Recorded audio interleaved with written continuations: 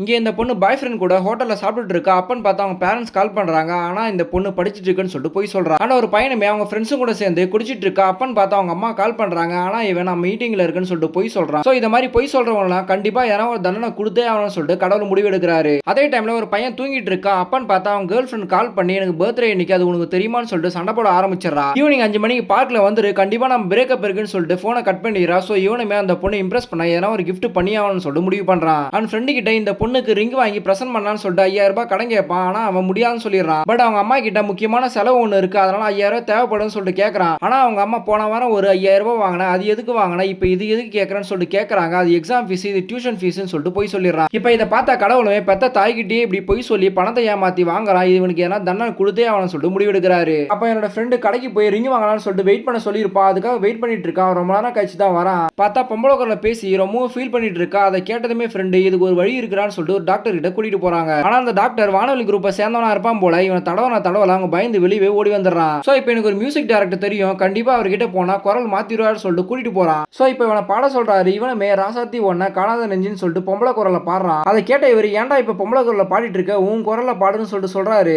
அப்பதான் ஃப்ரெண்டு இந்த குரல் அவன் ஆம்பளை குரலா தான் இருந்துச்சு. இப்ப பொம்பளை குரலா மாறிடுச்சு. அதை சேஞ்ச் பண்ணதான் இங்க கூட்டிட்டு வந்தான்னு சொல்றாங்க. அதை கேட்டதுமே தான் இவரு எனக்கு ஒரிஜினல் வாய்ஸ் வேணா கரெக்ட் பண்ண தெரியும். ஆனா இந்த பொம்பளை ஆம்பளைய மாத்திர தரமெல்லாம் என்கிட்ட இல்லைன்னு சொல்லிட்டு கிண்டல் அடிச்சு விட்டுறான். அதை கேட்டதுமே இவன் கோவப்பட்டு வெளியே வந்துடுறான். இப்ப ஃப்ரெண்டு வேற வழி இல்லாம அந்த பொண்ணு கிட்ட போய் உண்மையை சொல்லுன்னு சொல்லிட்டு அனுப்பி விடுறான். இவனுமே தயக்கமா போயிட்டு அந்த பார்க்ல போயிட்டு அந்த பொண்ணை மீட் பண்ணி அந்த பொண்ணு திரும்ப சொல்றான். பார்த்தா அந்த பொண்ணு ஆம்பளை குரல்ல பேசி ரொம்ப ஃபீல் பண்ணிட்டு இருக்கா. ஆக்சுவலா இந்த பொண்ணுமே அவங்க அம்மா கிட்ட போய் சொல்லிட்டு தான் இந்த பார்க்குக்கு வந்திருப்பா. சோ இந்த பொண்ணோட குரலையும் ஆம்பளை குரலா மாத்தி விளையாடிட்டு இருக்காரு. அண்ட் இனிமேல் எப்ப இவங்க உண்மையே பேச ஆரம்பிக்கிறாங்களோ அப்பதான் இந்த குரலாம் நார்மல் ஆகும்னு சொல்லிட்டு அங்க வந்து கிளம்பிடுறாரு.